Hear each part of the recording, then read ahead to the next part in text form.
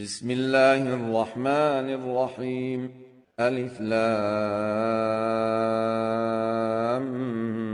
ميم. ذلك الكتاب لا ريب فيه هدى للمتقين الذين يؤمنون بالغيب ويقيمون الصلاة ومما رزقناهم ينفقون والذين يؤمنون بما أنزل إليك وما أنزل من قبلك وبالآخرة هم يوقنون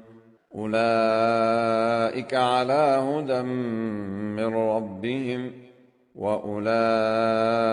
هم المفلحون إن الذين كفروا سواء عليهم أأنذرتهم أم لم تنذرهم لا يؤمنون ختم الله على قلوبهم وعلى سمعهم وعلى أبصارهم غشاوة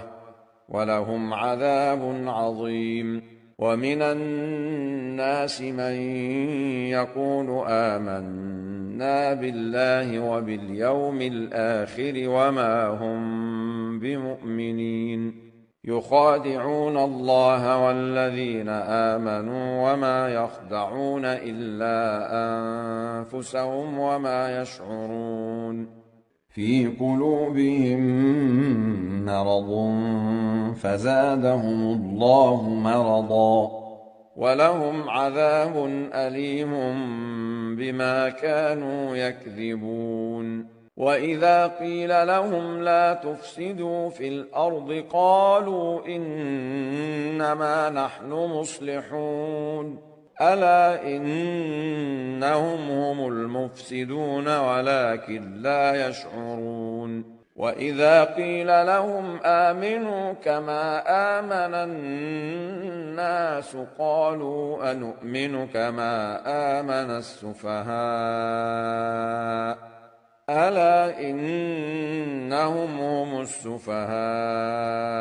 ولكن لا يعلمون وإذا لقوا الذين آمنوا قالوا آمنا وإذا خلوا إلى شياطينهم قالوا إنا معكم إنما نحن مستهزئون الله يستهزئ بهم ويمدهم في طغيانهم يعمهون أولئك الذين اشتروا الضلالة بالهدى فما ربحت تجارتهم وما كانوا مهتدين مثلهم كمثل الذي استوقد نارا فلما أضاءت ما حوله ذهب الله بنورهم وتركهم في ظلمات لا يبصرون صم بكم عمي فهم لا يرجعون أو كصيب من السماء في ظلمات ورعد وبرق يجعلون أصابعهم في آذانهم من الصواعق حذر الموت والله محيط بالكافرين يكاد البرق يخطف أبصارهم كلما أضاء لهم مشوا فيه وإذا أظلم عليهم قاموا ولو شاء الله لذهب بسمعهم وأبصارهم إن الله على كل شيء قدير يا أيها الناس اعبدوا ربكم الذي خلقكم والذين من قبلكم لعلكم تتقون الذي جعل لكم الأرض فراشا والسماء بناء وأنزل من السماء ماء وأنزل من السماء ماء فأخرج به من الثمرات رزقا لكم فلا تجعلوا لله أندادا وأنتم تعلمون. وإن كنتم في ريب مما نزلنا على عبدنا فأتوا بسورة من مثله وادعوا شهداءكم من دون الله إن كنتم صادقين. فإن لم تفعلوا ولن تفعلوا فاتقوا النار التي وقودها الناس والحجارة أعدت للكافرين. وبشر الذين آمنوا وعملوا الصالحات أن لهم جنات تجري من تحتها الأنهار كلما رزقوا منها من ثمرة رزقا قالوا هذا الذي رزقنا من قبل وأتوا به متشابها ولهم فيها أزواج مطهرة وهم فيها خالدون. إن الله لا يستحيي أن يضرب مثلا ما بعوضة فما فوقها فأما الذين آمنوا فيعلمون أنه الحق من ربهم وأما الذين كفروا فيقولون ماذا أراد الله بهذا مثلا يضل به كثيرا ويهدي به كثيرا وما يضل به إلا الفاسقين الذين ينقضون عهد الله من بعد ميثاقه ويقطعون ما أمر الله به أن يوصل ويفسدون في الأرض أولئك هم الخاسرون. كيف تكفرون بالله وكنتم أمواتا فأحياكم ثم يميتكم ثم يحييكم ثم إليه ترجعون. هو الذي خلق لكم ما في الأرض جميعا ثم استوى إلى السماء فسواهن 7 سماوات وهو بكل شيء عليم. وإذ قال ربك للملائكة إني جاعل في الأرض خليفة قالوا أتجعل فيها من يفسد فيها ويسفك الدماء ونحن نسبح بحمدك ونقدس لك قال إني أعلم ما لا تعلمون. وعلم آدم الأسماء كلها ثم عرضهم على الملائكة فقال أنبئوني بأسماء هؤلاء إن كنتم صادقين. قالوا سبحانك لا علم لنا إلا ما علمتنا إنك أنت العليم الحكيم. قال يا آدم أنبئهم بأسمائهم فلما أنبأهم بأسمائهم قال ألم أقل لكم إني أعلم غيب السماوات والأرض وأعلم ما تبدون وما كنتم تكتمون. وإذ قلنا للملائكة اسجدوا لآدم فسجدوا إلا إبليس أبى واستكبر وكان من الكافرين وقلنا يا آدم اسكن أنت وزوجك الجنة وكلا منها رغدا حيث شئتما ولا تقربا هذه الشجرة فتكونا من الظالمين فأزلهما الشيطان عنها فأخرجهما مما كانا فيه وقلنا اهبطوا بعضكم لبعض عدو ولكم في الأرض مستقر ومتاع إلى حين فتلقى آدم من ربه كلمات فتاب عليه إنه هو التواب الرحيم قلنا اهبطوا منها جميعا فإما يأتينكم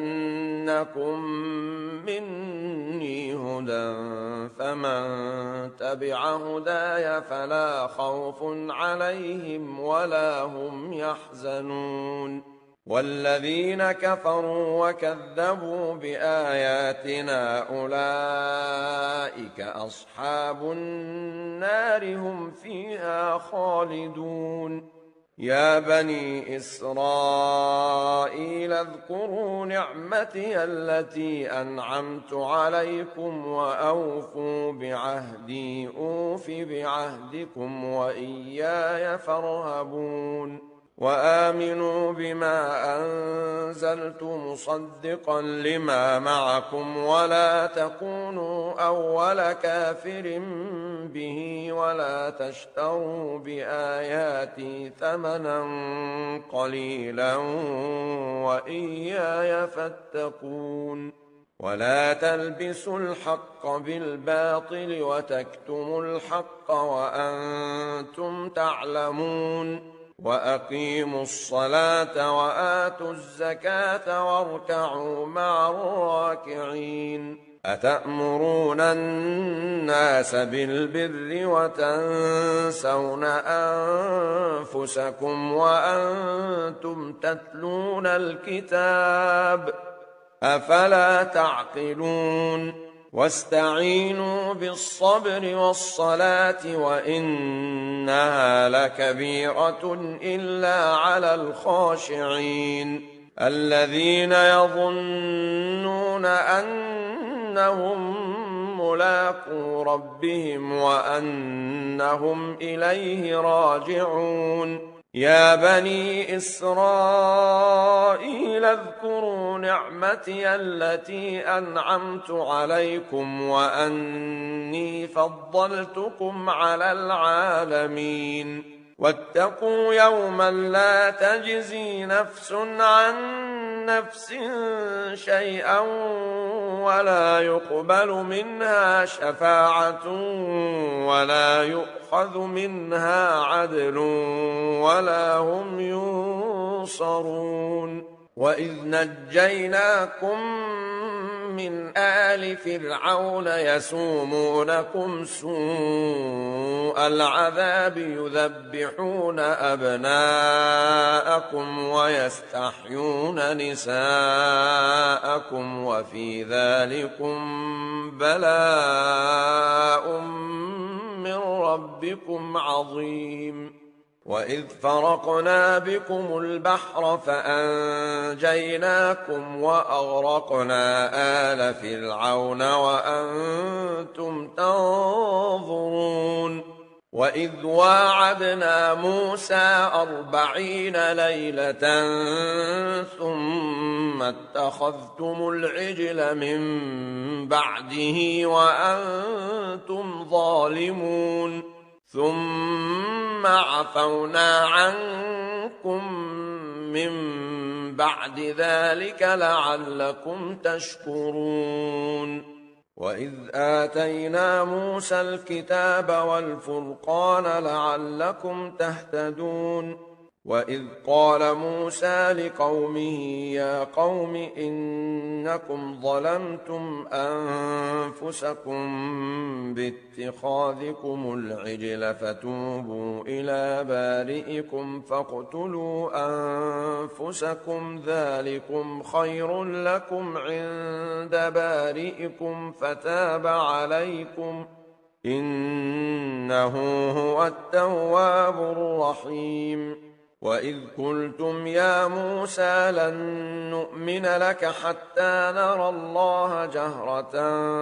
فأخذتكم الصاعقة وأنتم تنظرون ثم بعثناكم من بعد موتكم لعلكم تشكرون وظللنا عليكم الغمام وأنزلنا عليكم المن والسلوى كلوا من طيبات ما رزقناكم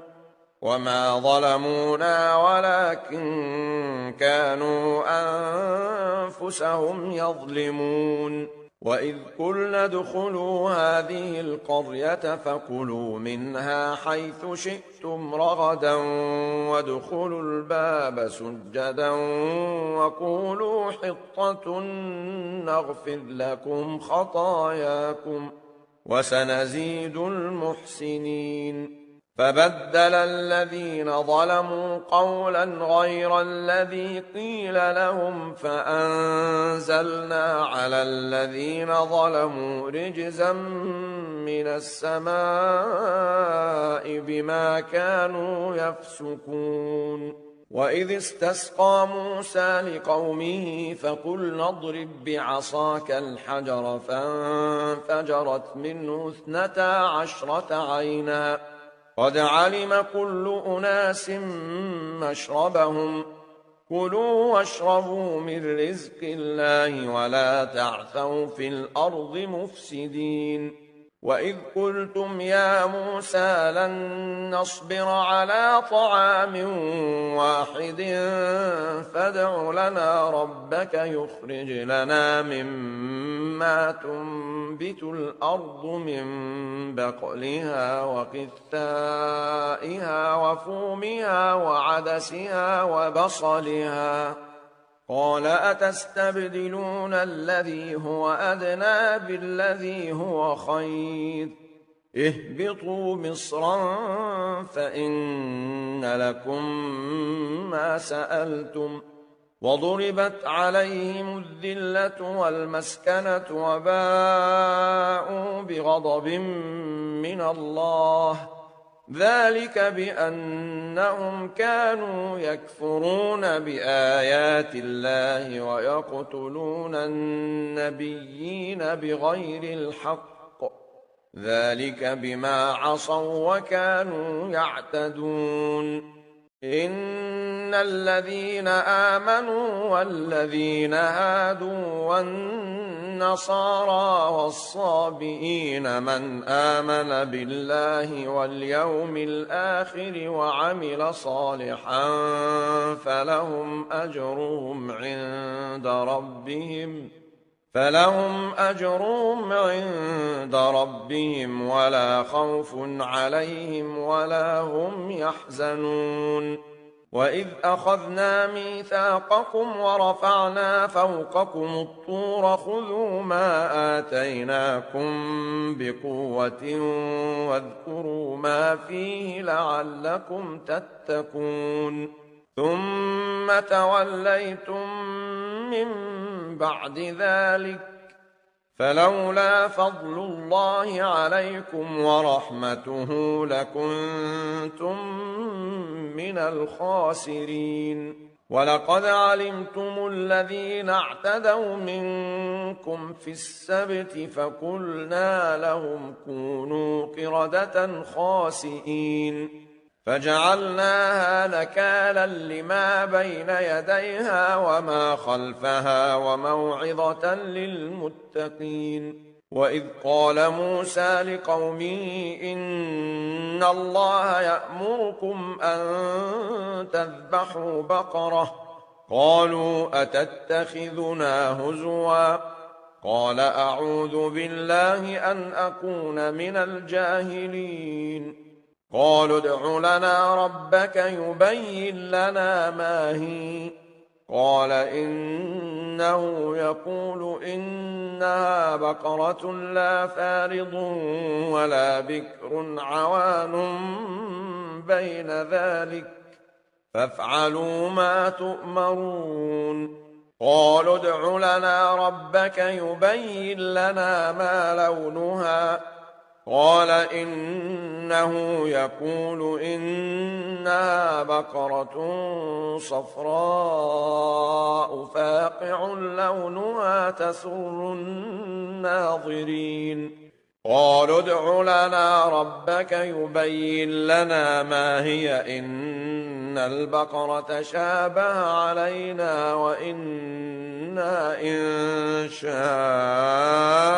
الله لمهتدون قال إنه يقول إنها بقرة لا ذلول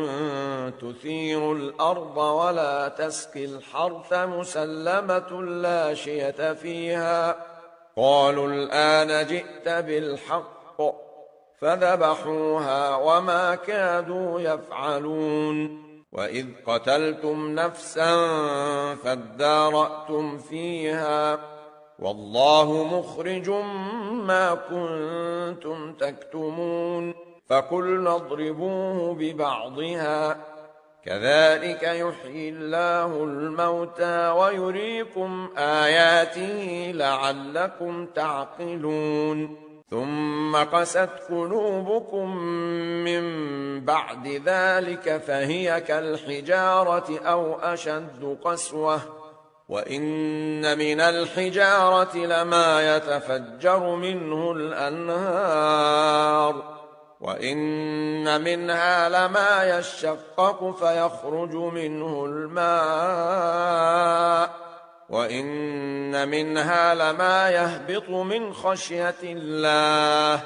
وما الله بغافل عما تعملون أفتطمعون أن يؤمنوا لكم وقد كان فريق منهم يسمعون كلام الله ثم يحرفونه من بعد ما عقلوه وهم يعلمون وإذا لقوا الذين آمنوا قالوا آمنا وإذا خلا بعضهم إلى بعض قالوا أتحدثونهم بما فتح الله عليكم ليحاجوكم به عند ربكم أفلا تعقلون أولا يعلمون أن الله يعلم ما يسرون وما يعلنون ومنهم أميون لا يعلمون الكتاب إلا أماني وإن هم إلا يظنون فويل للذين يكتبون الكتاب بأيديهم ثم يقولون هذا من عند الله ليشتروا به ثمنا قليلا فويل لهم مما كتبت أيديهم وويل لهم مما يكسبون وقالوا لن تمسنا النار إلا أياما معدودة قل أتخذتم عند الله عهدا فلن يخلف الله عهده أم تقولون على الله ما لا تعلمون بلى من كسب سيئة وأحاطت به خطيئته فأولئك أصحاب النار هم فيها خالدون والذين آمنوا وعملوا الصالحات أولئك أصحاب الجنة هم فيها خالدون وإذ أخذنا ميثاق بني إسرائيل لا تعبدون إلا الله وبالوالدين إحسانا وذي القربى واليتامى والمساكين وقولوا للناس حسنا وأقيموا الصلاة وآتوا الزكاة ثم توليتم إلا قليلا منكم وأنتم معرضون وإذ أخذنا ميثاقكم لا تسفكون دماءكم ولا تخرجون أنفسكم من دياركم ثم أقررتم وأنتم تشهدون ثم أنتم هؤلاء تقتلون أنفسكم وتخرجون فريقا منكم من ديارهم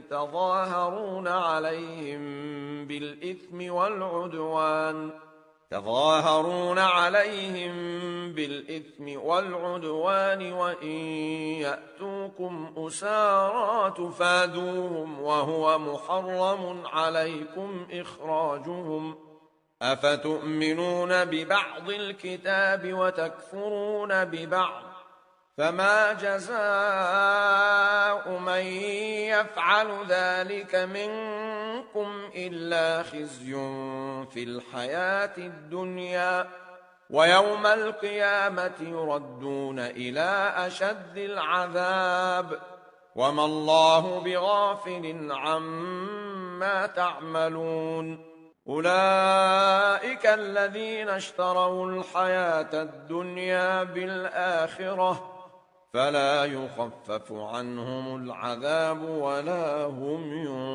ينصرون ولقد آتينا موسى الكتاب وقفينا من بعده بالرسل وآتينا عيسى ابن مريم البينات وأيدناه بروح القدس أفكلما جاءكم رسول بما لا تهوى أنفسكم استكبرتم ففريقا كذبتم وفريقا تقتلون وقالوا قلوبنا غلف بل لعنهم الله بكفرهم فقليلا ما يؤمنون ولما جاءهم كتاب من عند الله مصدق لما معهم وكانوا من قبل يستفتحون على الذين كفروا فلما جاءهم ما عرفوا كفروا به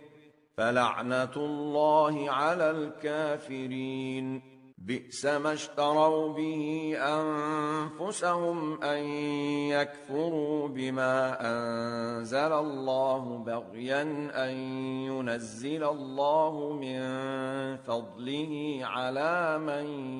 يشاء من عباده فباءوا بغضب على غضب وللكافرين عذاب مهين وإذا قيل لهم آمنوا بما أنزل الله قالوا نؤمن بما أنزل علينا ويكفرون بما وراءه وهو الحق مصدقا لما معهم قل فلم تقتلون أنبياء الله من قبل إن كنتم مؤمنين ولقد جاءكم موسى بالبينات ثم اتخذتم العجل من بعده وأنتم ظالمون وإذ أخذنا ميثاقكم ورفعنا فوقكم الطور خذوا ما آتيناكم بقوة واسمعوا قالوا سمعنا وعصينا وأشربوا في قلوبهم العجل بكفرهم قل بئس ما يأمركم به إيمانكم إن كنتم مؤمنين قل إن كانت لكم الدار الآخرة عند الله خالصة من دون الناس فتمنوا الموت إن كنتم صادقين ولن يتمنوه أبدا بما قدمت أيديهم والله عليم بالظالمين ولتجدنهم أحرص الناس على حياة ومن الذين أشركوا يود أحدهم لو يعمر 1000 سنة وما هو بمزحزحه من العذاب أن يعمر والله بصير بما يعملون قل من كان عدوا لجبريل فإنه نزله على قلبك بإذن الله مصدقا لما بين يديه وهدى وبشرى للمؤمنين من كان عدوا لله وملائكته ورسله وجبريل وميكال فإن الله عدو للكافرين ولقد أنزلنا إليك آيات بينات وما يكفر بها إلا الفاسقون أوكلما عاهدوا عهدا نبذه فريق منهم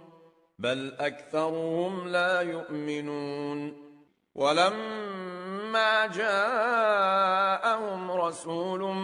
من عند الله مصدق لما معهم نبذ فريق من الذين أوتوا الكتاب كتاب الله وراء ظهورهم كأنهم لا يعلمون واتبعوا ما تتلو الشياطين على ملك سليمان وما كفر سليمان ولكن الشياطين كفروا يعلمون الناس السحر وما أنزل على الملكين ببابل هاروت وماروت وما يعلمان من أحد حتى يقولا إنما نحن فتنة فلا تكفر فيتعلمون منهما ما يفرقون به بين المرء وزوجه وما هم بضارين به من أحد إلا بإذن الله ويتعلمون ما يضرهم ولا ينفعهم ولقد علموا لمن اشتراه ما له في الآخرة من خلاق ولبئس ما شروا به أنفسهم لو كانوا يعلمون ولو أنهم آمنوا واتقوا لمثوبة من عند الله خير لو كانوا يعلمون يا أيها الذين آمنوا لا تقولوا راعنا وقولوا انظرنا واسمعوا وللكافرين عذاب أليم ما يود الذين كفروا من أهل الكتاب ولا المشركين أن ينزل عليكم من خير من ربكم والله يختص برحمته من يشاء والله ذو الفضل العظيم ما ننسخ من آية أو ننسها نأت بخير منها أو مثلها ألم تعلم أن الله على كل شيء قدير ألم تعلم أن الله له ملك السماوات والأرض وما لكم من دون الله من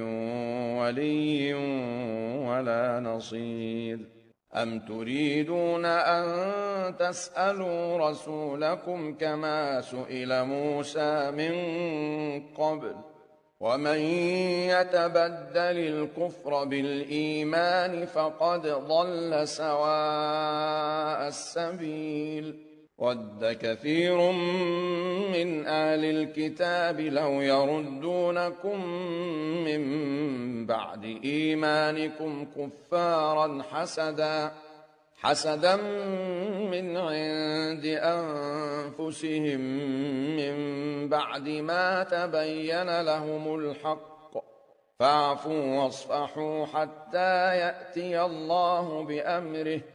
إن الله على كل شيء قدير وأقيموا الصلاة وآتوا الزكاة وما تقدموا لأنفسكم من خير تجدوه عند الله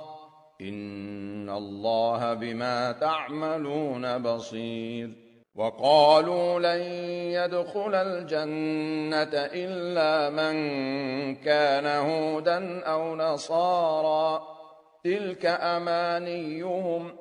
قل هاتوا برهانكم إن كنتم صادقين بلى من أسلم وجهه لله وهو محسن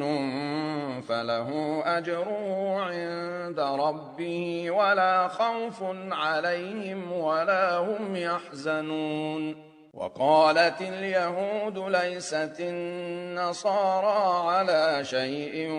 وقالت النصارى ليست اليهود على شيء وهم يتلون الكتاب كذلك قال الذين لا يعلمون مثل قولهم فالله يحكم بينهم يوم القيامة فيما كانوا فيه يختلفون ومن أظلم ممن منع مساجد الله أن يذكر فيها اسمه وسعى في خرابها أولئك ما كان لهم أن يدخلوها إلا خائفين لهم في الدنيا خزي ولهم في الآخرة عذاب عظيم ولله المشرق والمغرب فأينما تولوا فثم وجه الله إن الله واسع عليم وقالوا اتخذ الله ولدا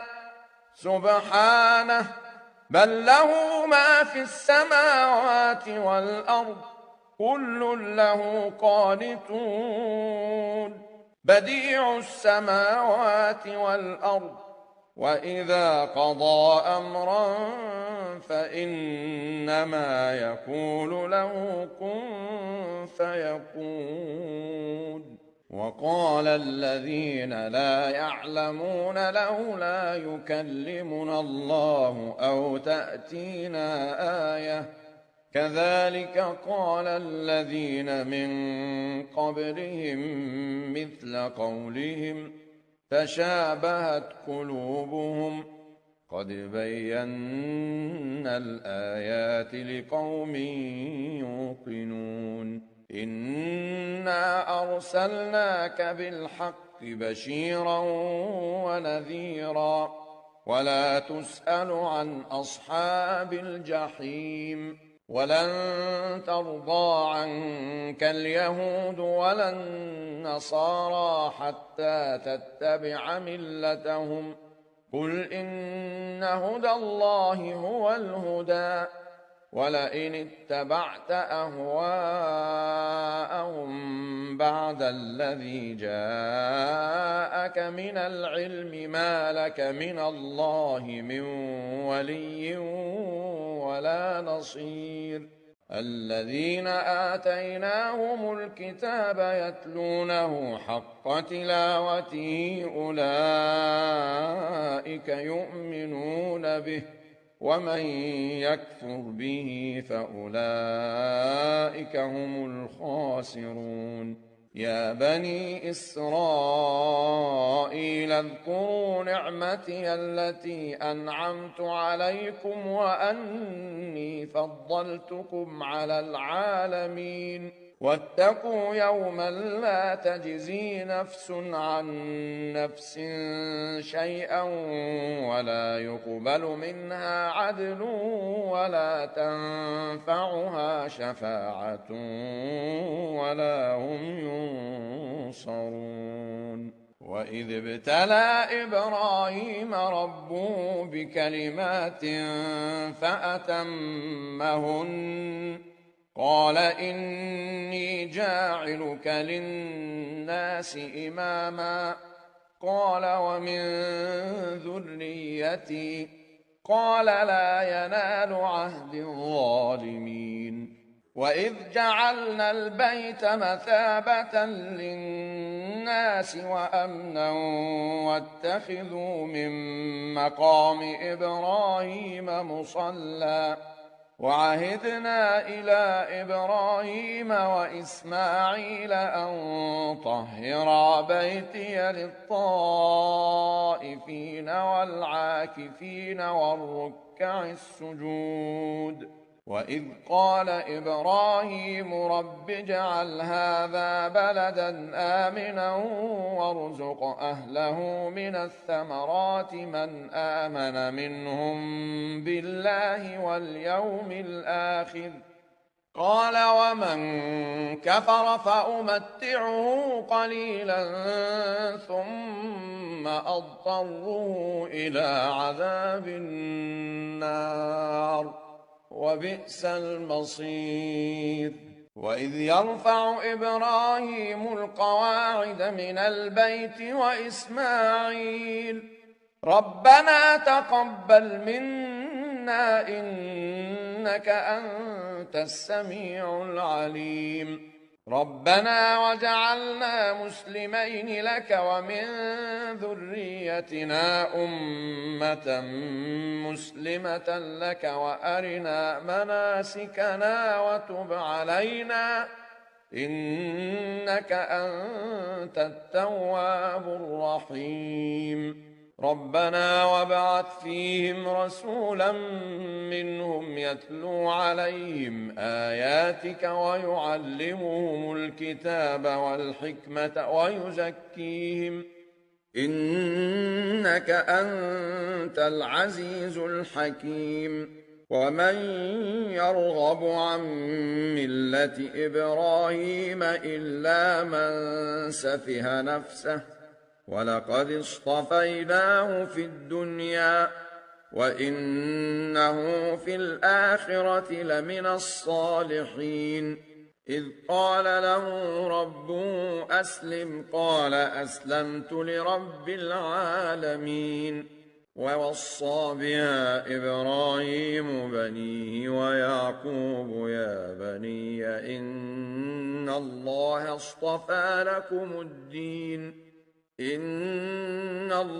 اصطفى لكم الدين فلا تموتن إلا وأنتم مسلمون أم كنتم شهداء إذ حضر يعقوب الموت إذ قال لبنيه ما تعبدون من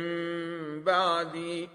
قالوا نعبد إلهك وإله آبائك إبراهيم وإسماعيل وإسحاق إلها واحدا ونحن له مسلمون تلك أمة قد خلت لها ما كسبت ولكم ما كسبتم ولا تسألون عما كانوا يعملون. وقالوا كونوا هودا أو نصارى تهتدوا قل بل ملة إبراهيم حنيفا وما كان من المشركين. قولوا آمنا بالله وما أنزل إلينا وما أنزل إلى إبراهيم وإسماعيل وإسحاق ويعقوب والأسباط وما أوتي موسى وعيسى وما أوتي النبيون من ربهم لا نفرق بين أحد منهم ونحن له مسلمون. فإن آمنوا بمثل ما آمنتم به فقد اهتدوا وإن تولوا فإنما هم في شقاق فسيكفيكهم الله وهو السميع العليم. صبغة الله ومن أحسن من الله صبغة ونحن له عابدون. قل أتحاجوننا في الله وهو ربنا وربكم ولنا أعمالنا ولكم أعمالكم ونحن له مخلصون. أم تقولون إن إبراهيم وإسماعيل وإسحاق ويعقوب والأسباط كانوا هودا أو نصارى قل أأنتم أعلم أم الله ومن أظلم ممن كتم شهادة عنده من الله وما الله بغافل عما تعملون. تلك أمة قد خلت لها ما كسبت ولكم ما كسبتم ولا تسألون عما كانوا يعملون. سيقول السفهاء من الناس ما ولاهم عن قبلتهم التي كانوا عليها قل لله المشرق والمغرب يهدي من يشاء إلى صراط مستقيم. وكذلك جعلناكم أمة وسطا لتكونوا شهداء على الناس ويكون الرسول عليكم شهيدا. وما جعلنا القبلة التي كنت عليها إلا لنعلم من يتبع الرسول ممن ينقلب على عقبيه وإن كانت لكبيرة إلا على الذين هدى الله وما كان الله ليضيع إيمانكم إن الله بالناس لرءوف رحيم. قد نرى تقلب وجهك في السماء فلنولينك قبلة ترضاها فول وجهك شطر المسجد الحرام وحيث ما كنتم فولوا وجوهكم شطره وإن الذين أوتوا الكتاب ليعلمون أنه الحق من ربهم وما الله بغافل عما يعملون. ولئن أتيت الذين أوتوا الكتاب بكل آية ما تبعوا قبلتك وما أنت بتابع قبلتهم وما بعضهم بتابع قبلة بعض ولئن اتبعت أهواءهم من بعد ما جاءك من العلم إنك إذا لمن الظالمين الذين آتيناهم الكتاب يعرفونه كما يعرفون أبناءهم وإن فريقا منهم ليكتمون الحق وهم يعلمون الحق من ربك فلا تكونن من الممترين ولكل وجهة هو موليها فاستبقوا الخيرات أينما تكونوا يأت بكم الله جميعا إن الله على كل شيء قدير ومن حيث خرجت فول وجهك شطر المسجد الحرام وإنه للحق من ربك وما الله بغافل عما تعملون ومن حيث خرجت فول وجهك شطر المسجد الحرام وحيث ما كنتم فولوا وجوهكم شطره لئلا يكون للناس عليكم حجة إلا الذين ظلموا منهم فلا تخشوهم واخشوني ولأتم نعمتي عليكم ولعلكم تهتدون كما أرسلنا فيكم رسولا منكم يتلو عليكم آياتنا ويزكيكم ويعلمكم الكتاب والحكمة ويعلمكم ما لم تكونوا تعلمون فاذكروني أذكركم واشكروا لي ولا تكفرون يا أيها الذين آمنوا استعينوا بالصبر والصلاة إن الله مع الصابرين ولا تقولوا لمن يقتل في سبيل الله أموات بل أحياء ولكن لا تشعرون ولنبلونكم بشيء من الخوف والجوع ونقص من الأموال والأنفس والثمرات وبشر الصابرين الذين إذا أصابتهم مصيبة قالوا إنا لله وإنا إليه راجعون أولئك عليهم صلوات من ربهم ورحمة وأولئك هم المهتدون إن الصفا والمروة من شعائر الله فمن حج البيت أو اعتمر فلا جناح عليه أن يطوف بهما ومن تطوع خيرا فإن الله شاكر عليم إن الذين يكتمون ما أنزلنا من البينات والهدى من بعد ما بيناه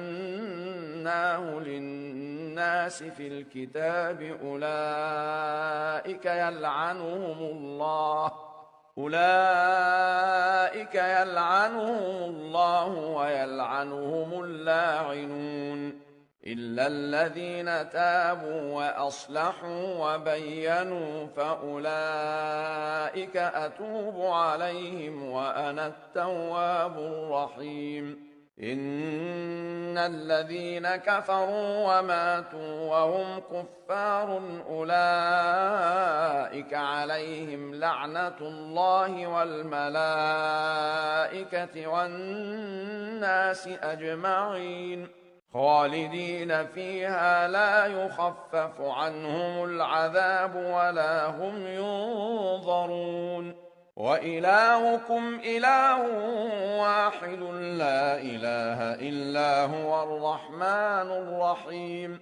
إن في خلق السماوات والأرض واختلاف الليل والنهار والفلك التي تجري في البحر بما ينفع الناس وما أنزل الله من السماء من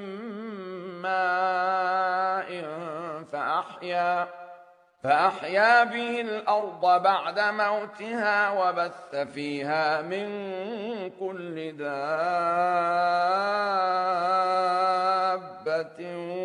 وتصريف الرياح والسحاب المسخر بين السماء والأرض لآيات وتصريف الرياح والسحاب المسخر بين السماء والأرض لآيات لقوم يعقلون ومن الناس من يتخذ من دون الله أندادا يحبونهم كحب الله والذين آمنوا أشد حبا لله ولو يرى الذين ظلموا إذ يرون العذاب أن القوة لله جميعا وأن الله شديد العذاب إذ تبرأ الذين اتبعوا من الذين اتبعوا ورأوا العذاب وتقطعت بهم الأسباب وقال الذين اتبعوا لو أن لنا كرة فنتبرأ منهم كما تبرؤوا منا كذلك يريهم الله أعمالهم حسرات عليهم وما هم بخارجين من النار يا أيها الناس كلوا مما في الأرض حلالا طيبا ولا تتبعوا خطوات الشيطان إنه لكم عدو مبين إنما يأمركم بالسوء والفحشاء وأن تقولوا على الله ما لا تعلمون وإذا قيل لهم اتبعوا ما أنزل الله قالوا بل نتبع ما ألفينا عليه آباءنا أولو كان آباؤهم لا يعقلون شيئا ولا يهتدون ومثل الذين كفروا كمثل الذي ينعق بما لا يسمع إلا دعاء ونداء صم بكم عمي فهم لا يعقلون يا أيها الذين آمنوا كلوا من طيبات ما رزقناكم واشكروا لله إن كنتم إياه تعبدون إنما حرم عليكم الميتة والدم ولحم الخنزير وما أهل به لغير الله فمن اضطر غير باغ ولا عاد فلا إثم عليه إن الله غفور رحيم إن الذين يكتمون ما أنزل الله من الكتاب ويشترون به ثمنا قليلا أولئك ما يأكلون في بطونهم إلا النار ولا يكلمهم الله يوم القيامة ولا يزكيهم ولهم عذاب أليم أولئك الذين اشتروا الضلالة بالهدى والعذاب بالمغفرة فما أصبرهم على النار ذلك بأن الله نزل الكتاب بالحق وإن الذين اختلفوا في الكتاب لفي شقاق بعيد ليس البر أن تولوا وجوهكم قبل المشرق والمغرب ولكن البر من آمن بالله واليوم الآخر والملائكة والكتاب والنبيين وآتى المال على حبه ذوي القربى واليتامى والمساكين وابن السبيل والسائلين وفي الرقاب وأقام الصلاة وآتى الزكاة والموفون بعهدهم إذا عاهدوا والصابرين في البأساء والضراء وحين البأس أولئك الذين صدقوا وأولئك هم المتقون يا أيها الذين آمنوا كتب عليكم القصاص في القتلى الحر بالحر والعبد بالعبد والأنثى بالأنثى فمن عفي له من أخيه شيء فاتباع بالمعروف وأداء إليه بإحسان ذلك تخفيف من ربكم ورحمة فمن اعتدى بعد ذلك فله عذاب أليم ولكم في القصاص حياة يا أولي الألباب لعلكم تتقون كتب عليكم إذا حضر أحدكم الموت إن ترك خيرا الوصية للوالدين والأقربين بالمعروف حقا على المتقين فمن بدله بعدما سمعه فإنما إثمه على الذين يبدلونه إن الله سميع عليم فمن خاف من موص جنفا أو إثما فأصلح بينهم فلا إثم عليه إن الله غفور رحيم يا أيها الذين آمنوا كتب عليكم الصيام كما كتب على الذين من قبلكم لعلكم تتقون أياما معدودات فمن كان منكم مريضا أو على سفر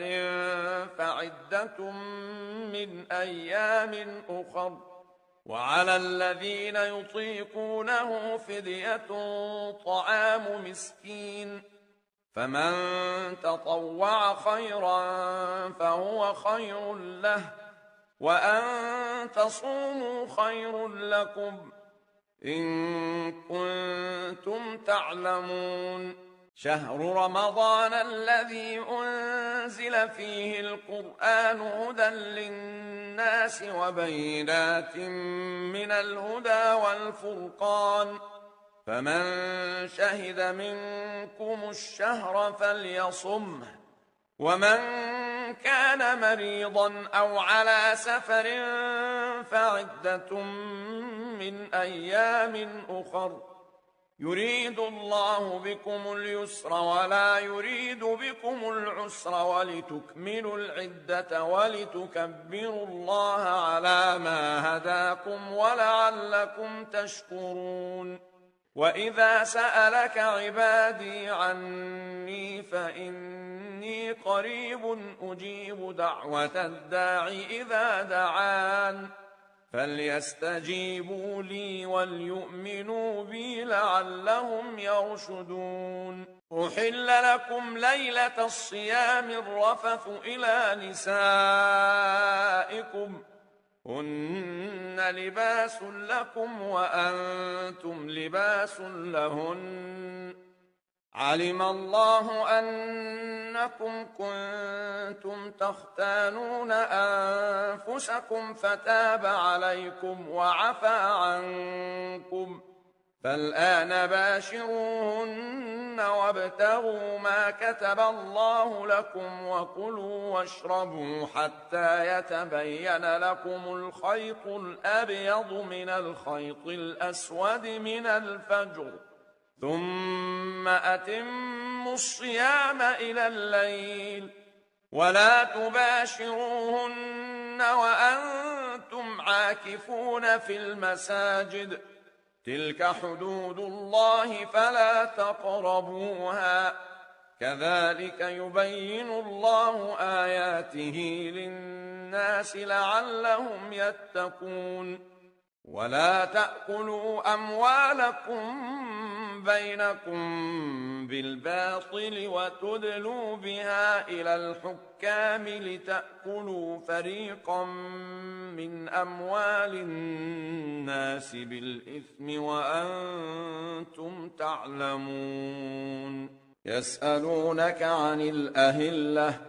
قل هي مواقيت للناس والحج وليس البر بأن تأتوا البيوت من ظهورها ولكن البر من اتقى وأتوا البيوت من أبوابها واتقوا الله لعلكم تفلحون وقاتلوا في سبيل الله الذين يقاتلونكم ولا تعتدوا إن الله لا يحب المعتدين وقتلوهم حيث ثقفتموهم وأخرجوهم من حيث أخرجوكم والفتنة أشد من القتل ولا تقاتلوهم عند المسجد الحرام حتى يقاتلوكم فيه فإن قاتلوكم فاقتلوهم كذلك جزاء الكافرين فإن انتهوا فإن الله غفور رحيم وقاتلوهم حتى لا تكون فتنة ويكون الدين لله فإن انتهوا فلا عدوان إلا على الظالمين الشهر الحرام بالشهر الحرام والحرمات قصاص فمن اعتدى عليكم فاعتدوا عليه بمثل ما اعتدى عليكم واتقوا الله واعلموا أن الله مع المتقين وأنفقوا في سبيل الله ولا تلقوا بأيديكم إلى التهلكة وأحسنوا إن الله يحب المحسنين وأتموا الحج والعمرة لله فإن أحصرتم فما استيسر من الهدي ولا تحلقوا رؤوسكم حتى يبلغ الهدي محله فمن كان منكم مريضا أو به أذى من رأسه ففدية من صيام أو صدقة أو نسك فإذا أمنتم فمن تمتع بالعمرة إلى الحج فما استيسر من الهدي فمن لم يجد فصيام 3 أيام في الحج و7 إذا رجعتم تلك 10 كاملة ذلك لمن لم يكن أهله حاضر المسجد الحرام واتقوا الله واعلموا أن الله شديد العقاب الحج أشهر معلومات فمن فرض فيهن الحج فلا رفث ولا فسوق ولا جدال في الحج، وما تفعلوا من خير يعلمه الله، وتزودوا فإن خير الزاد التقوى، واتقون يا أولي الألباب. ليس عليكم جناح أن تبتغوا فضلا من ربكم، فإذا أفضتم من عرفات فاذكروا الله عند المشعر الحرام واذكروه كما هداكم وإن كنتم من قبله لمن الضالين.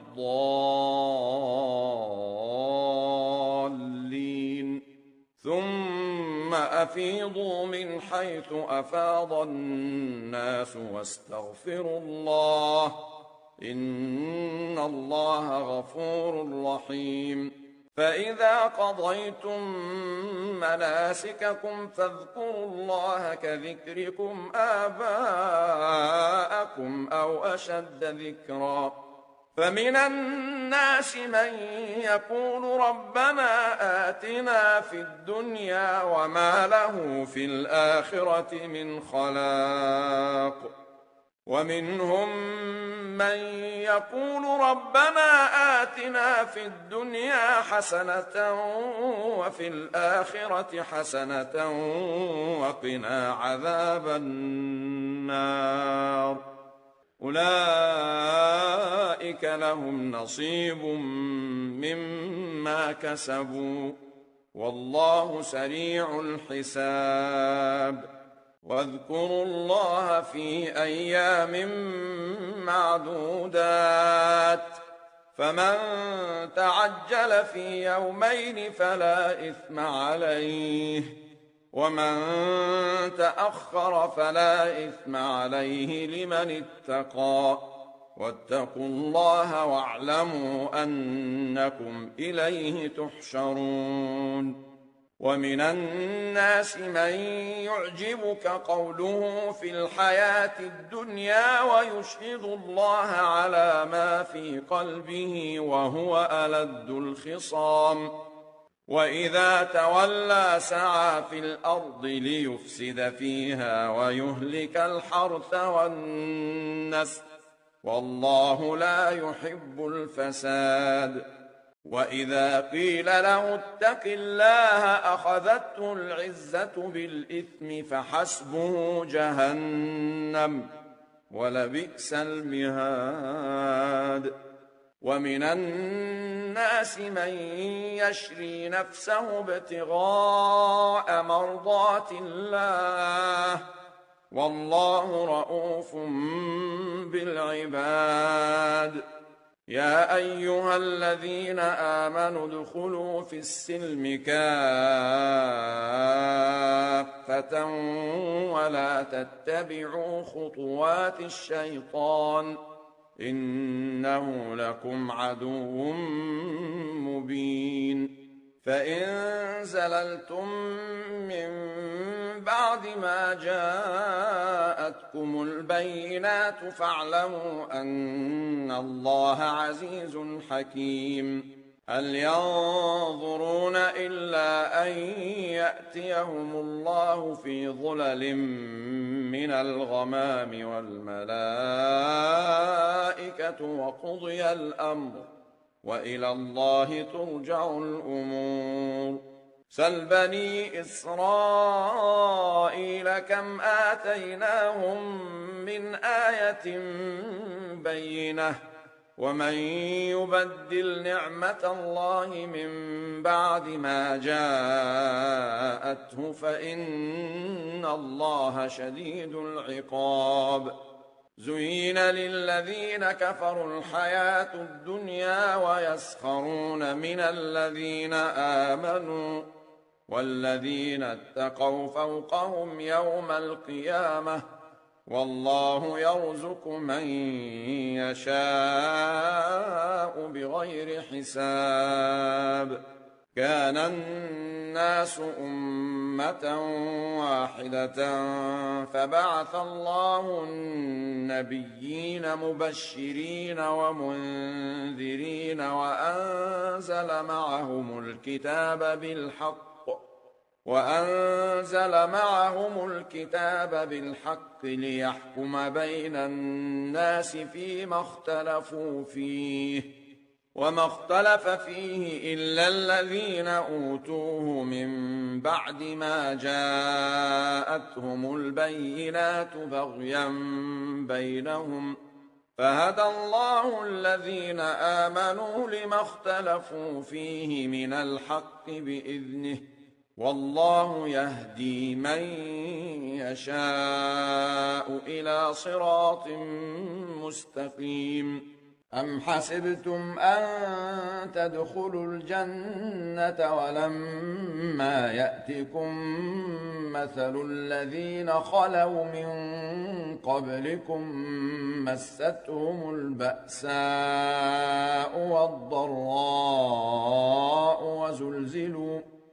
وزلزلوا حتى يقول الرسول والذين آمنوا معه متى نصر الله،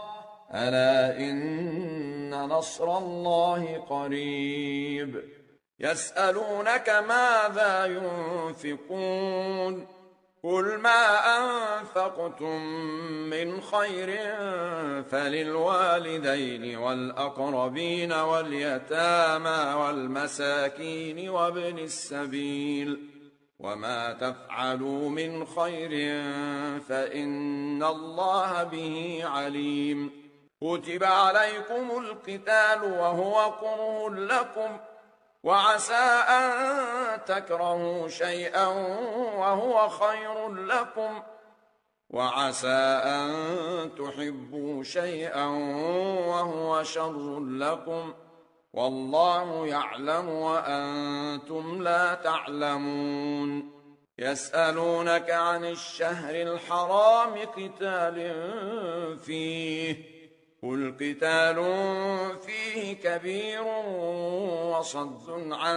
سبيل الله وكفر به والمسجد الحرام وإخراج أهله منه أكبر عند الله، والفتنة أكبر من القتل، ولا يزالون يقاتلونكم حتى يردوكم عن دينكم إن استطاعوا، ومن يرتد منكم عن دينه فيمت وهو كافر فأولئك حبطت أعمالهم في الدنيا والآخرة، وأولئك أصحاب النار هم فيها خالدون. إن الذين آمنوا والذين هاجروا وجاهدوا في سبيل الله أولئك يرجون رحمة الله، والله غفور رحيم. يسألونك عن الخمر والميسر، قل فيهما إثم كبير ومنافع للناس وإثمهما أكبر من نفعهما، ويسألونك ماذا ينفقون،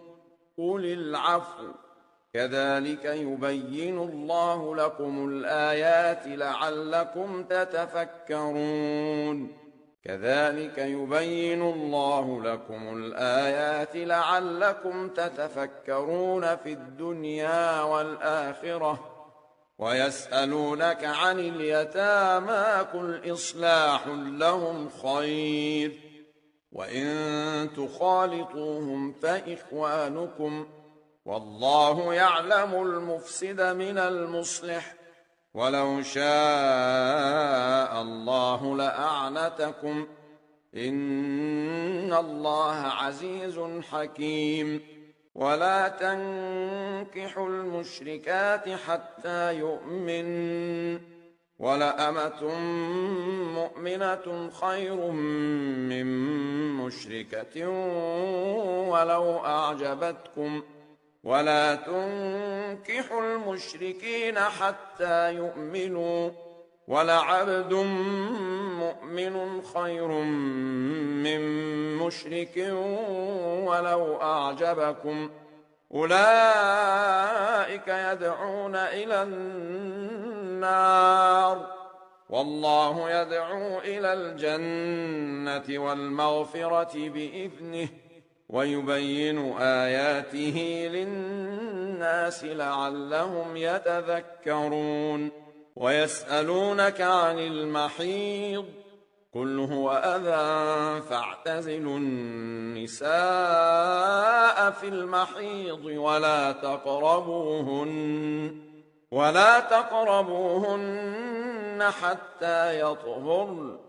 فإذا تطهرن فأتوهن من حيث أمركم الله إن الله يحب التوابين ويحب المتطهرين نساؤكم حرث لكم فأتوا حرثكم أنى شئتم وقدموا لأنفسكم واتقوا الله واعلموا أنكم ملاقوه وبشر المؤمنين ولا تجعلوا الله عرضة لأيمانكم أن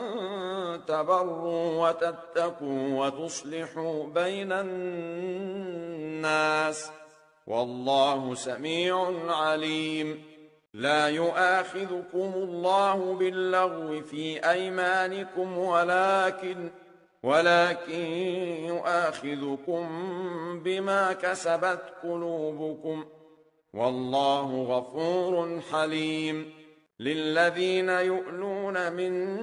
نسائهم تربص 4 أشهر فإن فاءوا فإن الله غفور رحيم وإن عزموا الطلاق فإن الله سميع عليم والمطلقات يتربصن بأنفسهن 3 قروء ولا يحل لهن أن يكتمن ما خلق الله في أرحامهن إن كن يؤمن بالله واليوم الآخر وبعولتهن أحق بردهن في ذلك إن أرادوا إصلاحا ولهن مثل الذي عليهن بالمعروف وللرجال عليهن درجة والله عزيز حكيم الطلاق 2 فإمساك بمعروف أو تسريح بإحسان ولا يحل لكم أن تأخذوا مما آتيتموهن شيئا إلا أن يخافا ألا يقيما حدود الله فإن خفتم ألا يقيما حدود الله فلا جناح عليهما فيما افتدت به تلك حدود الله فلا تعتدوها ومن يتعد حدود الله فأولئك هم الظالمون فإن طلقها فلا تحل له من بعد حتى تنكح زوجا غيره فإن طلقها فلا جناح عليهما أن يتراجعا إن ظنا أن يقيما حدود الله وتلك حدود الله يبينها لقوم يعلمون. وإذا طلقتم النساء فبلغن أجلهن فأمسكوهن بمعروف أو سرحوهن بمعروف ولا تمسكوهن ضرارا لتعتدوا ومن يفعل ذلك فقد ظلم نفسه ولا تتخذوا آيات الله هزوا واذكروا نعمة الله عليكم وما أنزل عليكم من الكتاب والحكمة يعظكم به واتقوا الله واعلموا أن الله بكل شيء عليم. وإذا طلقتم النساء فبلغن أجلهن فلا تعضلوهن أن ينكحن أزواجهن إذا تراضوا بينهم بالمعروف ذلك يوعظ به من كان منكم يؤمن بالله واليوم الآخر ذلكم أزكى لكم وأطهر والله يعلم وأنتم لا تعلمون. والوالدات يرضعن أولادهن حولين كاملين لمن أراد أن يتم الرضاعة وعلى المولود له رزقهن وكسوتهن بالمعروف لا تكلف نفس إلا وسعها لا تضار والدة بولدها ولا مولود له بولده وعلى الوارث مثل ذلك فإن أرادا فصالا عن تراض منهما وتشاور فلا جناح عليهما وإن أردتم أن تسترضعوا أولادكم فلا جناح عليكم إذا سلمتم ما آتيتم بالمعروف واتقوا الله واعلموا أن الله بما تعملون بصير. والذين يتوفون منكم ويذرون أزواجا يتربصن بأنفسهن 4 أشهر وعشرا فإذا بلغن أجلهن فلا جناح عليكم فيما فعلن في أنفسهن بالمعروف والله بما تعملون خبير. ولا جناح عليكم فيما عرضتم به من خطبة النساء أو أكننتم في أنفسكم علم الله أنكم ستذكرونهن ولكن لا تواعدوهن سرا إلا أن تقولوا قولا معروفا ولا تعزموا عقدة النكاح حتى يبلغ الكتاب أجله واعلموا أن الله يعلم ما في أنفسكم فاحذروه واعلموا أن الله غفور حليم. لا جناح عليكم إن طلقتم النساء ما لم تمسوهن أو تفرضوا لهن فريضة ومتعوهن على الموسع قدره وعلى المقتر قدره متاعا بالمعروف حقا على المحسنين. وإن طلقتموهن من قبل أن تمسوهن وقد فرضتم لهن فريضة فنصف ما فرضتم إلا أن يعفون إلا أن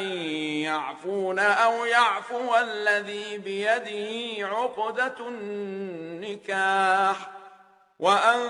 تعفوا أقرب للتقوى ولا تنسوا الفضل بينكم إن الله بما تعملون بصير حافظوا على الصلوات والصلاة الوسطى وقوموا لله قانتين فإن خفتم فرجالا أو ركبانا فإذا أمنتم فاذكروا الله كما علمكم ما لم تكونوا تعلمون والذين يتوفون منكم ويذرون أزواجا وصية لأزواجهم متاعا إلى الحول غير إخراج فإن خرجن فلا جناح عليكم فيما فعلن في أنفسهن من معروف والله عزيز حكيم وللمطلقات متاع بالمعروف حقا على المتقين كذلك يبين الله لكم آياته لعلكم تعقلون ألم تر إلى الذين خرجوا من ديارهم وهم ألوف حذر الموت فقال لهم الله موتوا ثم أحياهم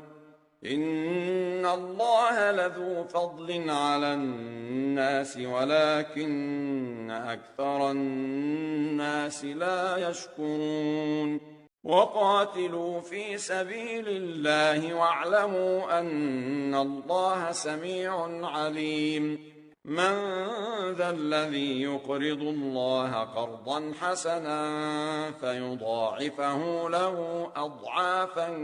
كثيرة والله يقبض ويبسط وإليه ترجعون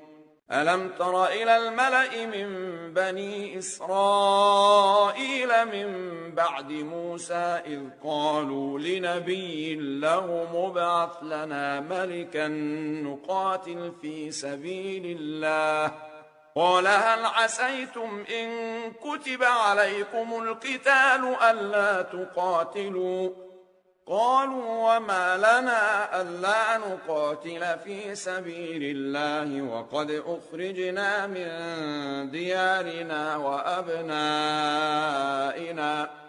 فلما كتب عليهم القتال تولوا إلا قليلا منهم والله عليم بالظالمين وقال لهم نبيهم إن الله قد بعث لكم طالوت ملكا قالوا أنى يكون له الملك علينا ونحن أحق بالملك منه ولم يؤت سعة من المال قال إن الله اصطفاه عليكم وزاده بسطة في العلم والجسم والله يؤتي ملكه من يشاء والله واسع عليم وقال لهم نبيهم إن آية ملكه أن يأتيكم التابوت فيه سكينة من ربكم وبقية مما ترك آل موسى وآل هارون تحمله الملائكة إن في ذلك لآية لكم إن كنتم مؤمنين فلما فصل طالوت بالجنود قال إن الله مبتليكم بنهر فمن شرب منه فليس مني ومن لم يطعمه فإنه مني إلا من اغترف غرفة بيده فشربوا منه إلا قليلا منهم فلما جاوزه هو والذين آمنوا معه قالوا لا طاقة لنا اليوم بجالوت وجنوده قال الذين يظنون أنهم ملاقو الله كم من فئة قليلة غلبت فئة كثيرة بإذن الله والله مع الصابرين ولما برزوا لجالوت وجنوده قالوا ربنا أفرغ علينا صبرا وثبت أقدامنا وانصرنا على القوم الكافرين فهزموهم بإذن الله وقتل داود جالوت وآتاه الله الملك والحكمة وعلمه مما يشاء ولولا دفع الله الناس بعضهم ببعض لفسدت الأرض ولكن الله ذو فضل على العالمين تلك آيات الله نتلوها عليك بالحق وإنك لمن المرسلين تلك الرسل فضلنا بعضهم على بعض منهم من كلم الله ورفع بعضهم درجات وآتينا عيسى ابن مريم البينات وأيدناه بروح القدس ولو شاء الله ما اقتتل الذين من بعدهم من بعد ما جاءتهم البينات ولكن اختلفوا فمنهم من آمن ومنهم من كفر ولو شاء الله ما اقتتلوا ولكن الله يفعل ما يريد يا أيها الذين آمنوا أنفقوا مما رزقناكم من قبل أن يأتي يوم لا بيع فيه ولا خلة ولا شفاعة والكافرون هم الظالمون الله لا إله إلا هو الحي القيوم لا تأخذه سنة ولا نوم له ما في السماوات وما في الأرض من ذا الذي يشفع عنده إلا بإذنه يعلم ما بين أيديهم وما خلفهم ولا يحيطون بشيء من علمه إلا بما شاء وسع كرسيه السماوات والأرض ولا يؤوده حفظهما وهو العلي العظيم لا إكراه في الدين قد تبين الرشد من الغي فمن يكفر بالطاغوت ويؤمن بالله فقد استمسك بالعروة الوثقى لا انفصام لها والله سميع عليم الله ولي الذين آمنوا يخرجهم من الظلمات إلى النور والذين كفروا أولياؤهم الطاغوت يخرجونهم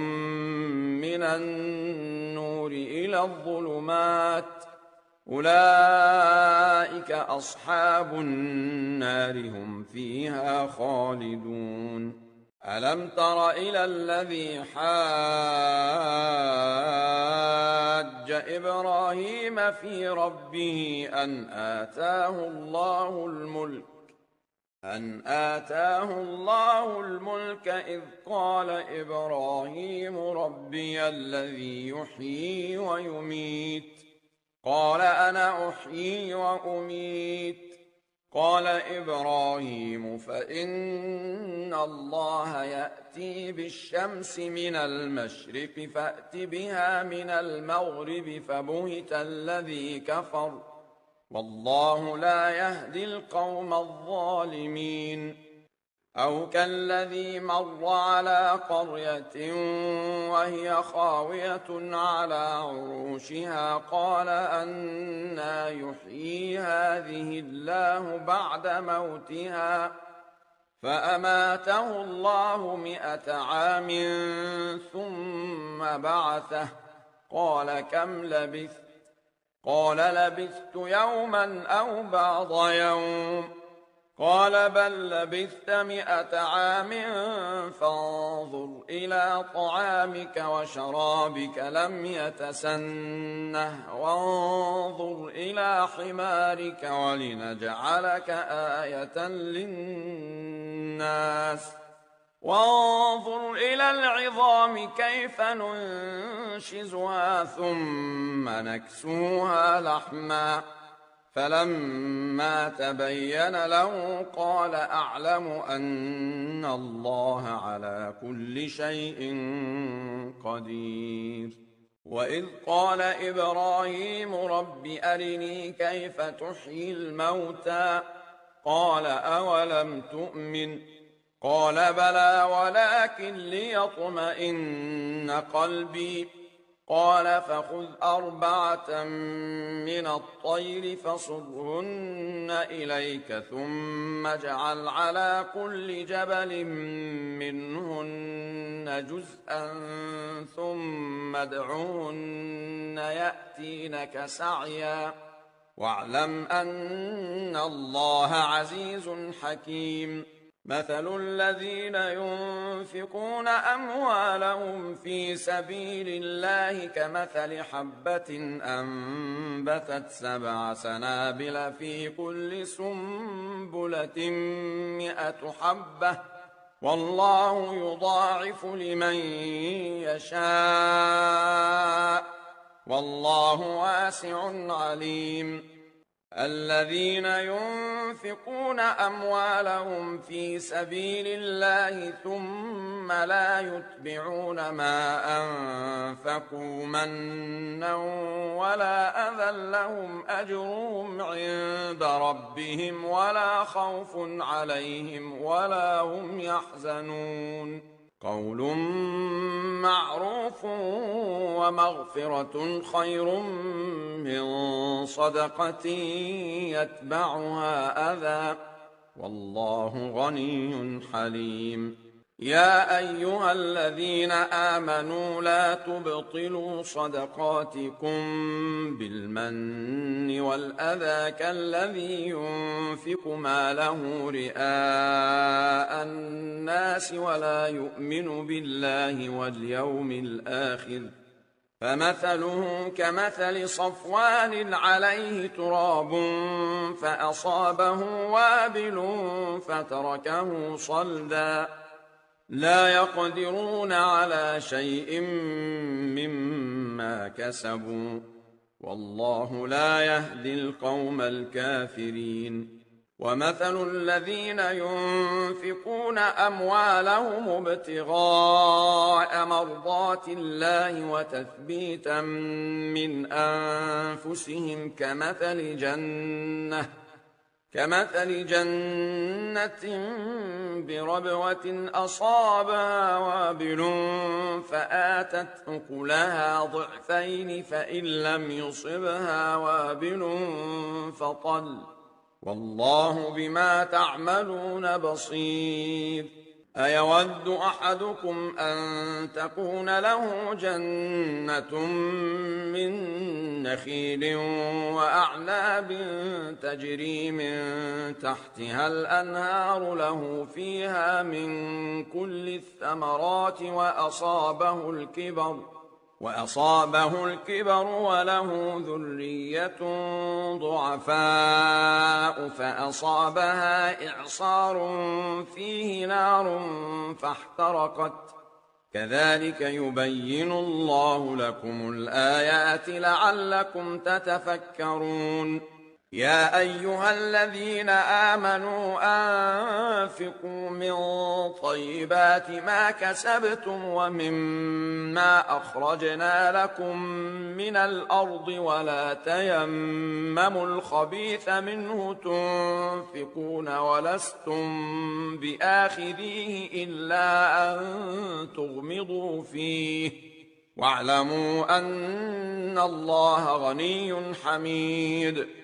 الشيطان يعدكم الفقر ويأمركم بالفحشاء والله يعدكم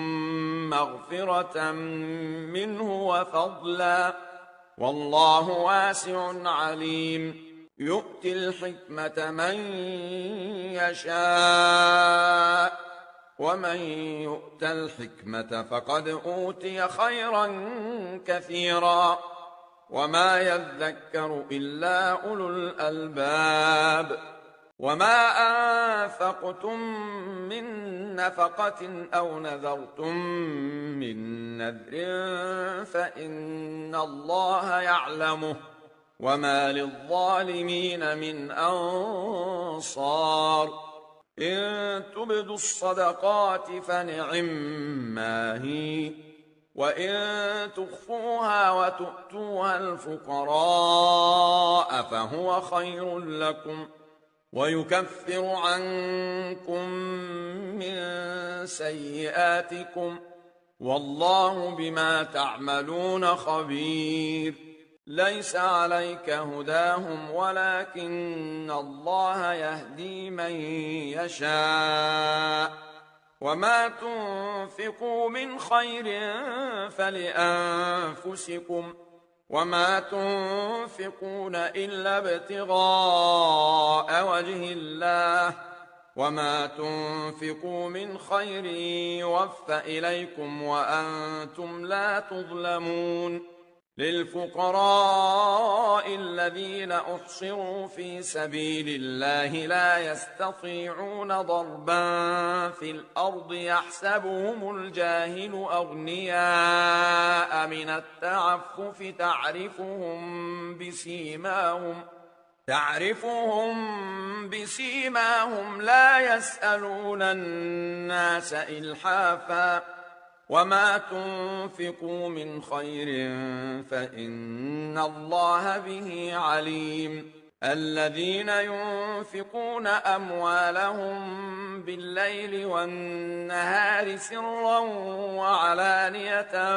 فلهم أجرهم عند ربهم ولا خوف عليهم ولا هم يحزنون الذين يأكلون الربا لا يقومون إلا كما يقوم الذي يتخبطه الشيطان من المس ذلك بأنهم قالوا إنما البيع مثل الربا وأحل الله البيع وحرم الربا فمن جاءه موعظة من ربه فانتهى فله ما سلف وأمره إلى الله ومن عاد فأولئك أصحاب النار هم فيها خالدون يمحق الله الربا ويربي الصدقات والله لا يحب كل كفار أثيم إن الذين آمنوا وعملوا الصالحات وأقاموا الصلاة وآتوا الزكاة لهم أجرهم عند ربهم ولا خوف عليهم ولا هم يحزنون يا أيها الذين آمنوا اتقوا الله وذروا ما بقي من الربا إن كنتم مؤمنين فإن لم تفعلوا فأذنوا بحرب من الله ورسوله وإن تبتم فلكم رؤوس أموالكم لا تظلمون ولا تظلمون وإن كان ذو عسرة فنظرة إلى ميسرة وأن تصدقوا خير لكم إن كنتم تعلمون واتقوا يوما ترجعون فيه إلى الله ثم توفى كل نفس ما كسبت وهم لا يظلمون يا أيها الذين آمنوا إذا تداينتم بدين إلى أجل مسمى فاكتبوه وليكتب بينكم كاتب بالعدل ولا يأب كاتب أن يكتب كما علمه الله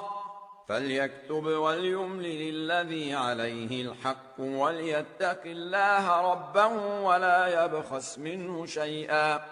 فإن كان الذي عليه الحق سفيها أو ضعيفا أو لا يستطيع أن يمل هو فليملل وليه بالعدل واستشهدوا شهيدين من رجالكم فإن لم يكونا رجلين فرجل وامرأتان ممن ترضون من الشهداء أن تضل إحداهما فتذكر إحداهما الأخرى ولا يأبى الشهداء إذا ما دعوا ولا تسأموا أن تكتبوه صغيرا أو كبيرا إلى أجله ذلكم أقسط عند الله وأقوم للشهادة وأدنى ألا ترتابوا إلا أن تكون تجارة حاضرة تديرونها بينكم فليس عليكم جناح ألا تكتبوها وأشهدوا إذا تبايعتم ولا يضار كاتب ولا شهيد وإن تفعلوا فإنه فسوق بكم واتقوا الله ويعلمكم الله والله بكل شيء عليم وإن كنتم على سفر ولم تجدوا كاتبا فرهان مقبوضة فإن أمن بعضكم بعضا فليؤدي الذي اؤتمن أمانته وليتق الله ربه ولا تكتموا الشهادة ومن يكتمها فإنه آثم قلبه والله بما تعملون عليم لله ما في السماوات وما في الأرض وإن تبدوا ما في أنفسكم أو تخفوه يحاسبكم به الله فيغفر لمن يشاء ويعذب من يشاء والله على كل شيء قدير آمن الرسول بما أنزل إليه من ربه والمؤمنون كل آمن بالله وملائكته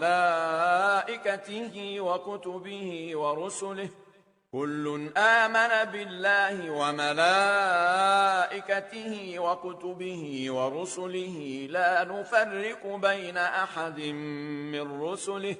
وقالوا سمعنا وأطعنا غفرانك ربنا وإليك المصير لا يكلف الله نفسا إلا وسعها لها ما كسبت وعليها ما اكتسبت ربنا لا تؤاخذنا إن نسينا أو أخطأنا ربنا ولا تحمل علينا إصرا كما حملته على الذين من قبلنا ربنا ولا تحملنا ما لا طاقة لنا به واعف عنا واغفر لنا وارحمنا أنت مولانا فانصرنا على القوم